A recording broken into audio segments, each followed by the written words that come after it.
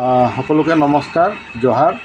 আমি সদৌ অসম আদিবাসী ছাত্ৰ সন্থা পৰিয়ালৰ হৈ অতি দুখেৰে জনাব বিচাৰোঁ যে সদৌ অসম আদিবাসী ছাত্ৰ সন্থাৰ আপোচবিহীন বলিষ্ঠ নেতা সন্মানীয় সভাপতি প্ৰদীপ নাগ ডাঙৰীয়া ইতিমধ্যে ইলীলা সম্পন্ন কৰিছে। প্ৰদীপ নাগ ডাঙৰীয়াৰ যোৱা 4 মাৰ্চত সাধাৰণ পেট বিষ হোৱাত পৰিয়ালৰ লোকে তেজপুৰ টাইমছত ভৰ্তি কৰিছিল। তেজপুৰ টাইমছত তেখেত আৰোগ্য লাভ নকৰাত যোৱা 8 মাৰ্চত গুৱাহাটীৰ নেম কেয়াৰ হস্পিটেলত ভৰ্তি কৰোৱা হৈছিল। নেম কেয়াৰ হস্পিটেলত থকা অৱস্থাতে তেখেতৰ স্বাস্থ্য অৱনতি ঘটে আৰু জটিল ৰোগত আক্ৰান্ত হোৱাৰ ইতিমধ্যে আমাক চিকিৎসালয় কৰ্তৃপক্ষই জনায়।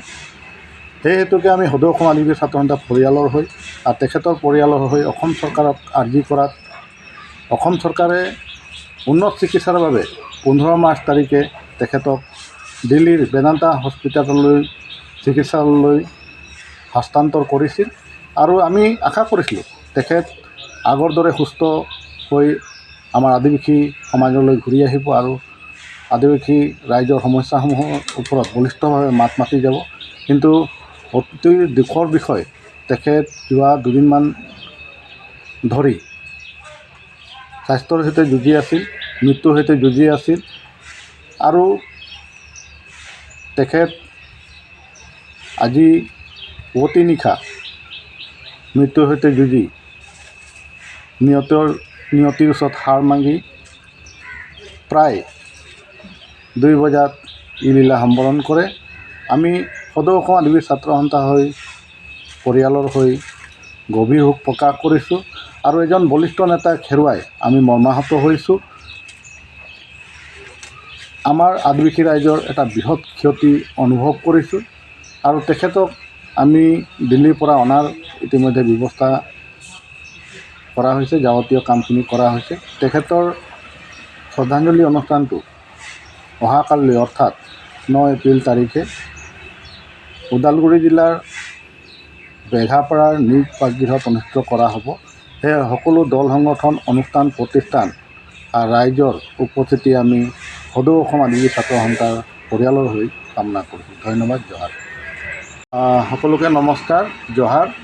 আমি সদৌ অসম আদিবাসী ছাত্ৰ সন্থা পৰিয়ালৰ হৈ অতি দুখেৰে জনাব বিচাৰোঁ যে সদৌ অসম আদিবাসী ছাত্ৰ সন্থাৰ আপোচবিহীন বলিষ্ঠ নেতা সন্মানীয় সভাপতি প্ৰদীপ নাগ ডাঙৰীয়া ইতিমধ্যে ইলীলা সম্পন্ন কৰিছে। প্ৰদীপ নাগ ডাঙৰীয়াৰ যোৱা 4 মাৰ্চত সাধাৰণ পেট বিষ হোৱাত পৰিয়ালৰ লোকে তেজপুৰ টাইমছত ভৰ্তি কৰিছিল। তেজপুৰ টাইমছত তেখেত আৰোগ্য লাভ নকৰাত যোৱা 8 মাৰ্চত গুৱাহাটীৰ নেম কেয়াৰ হস্পিটেলত ভৰ্তি কৰোৱা হৈছিল। নেম কেয়াৰ হস্পিটেলত থকা অৱস্থাতে তেখেতৰ স্বাস্থ্য অৱনতি ঘটে আৰু জটিল ৰোগত আক্ৰান্ত হোৱাৰ ইতিমধ্যে আমাক চিকিৎসালয় কৰ্তৃপক্ষই জনায়।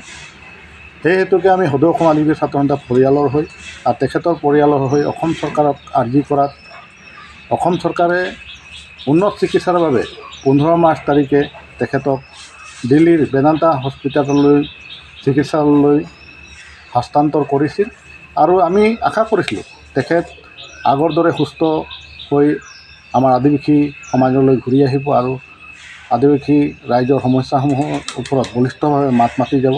কিন্তু অতি দুখৰ বিষয়, তেখেত যোৱা 2 দিনমান ধৰি স্বাস্থ্যৰ সৈতে যুঁজি আছিল, মৃত্যুৰ সৈতে যুঁজি আছিল আৰু তেখেত আজি পুৱতি নিশা মৃত্যুৰ সৈতে যুঁজি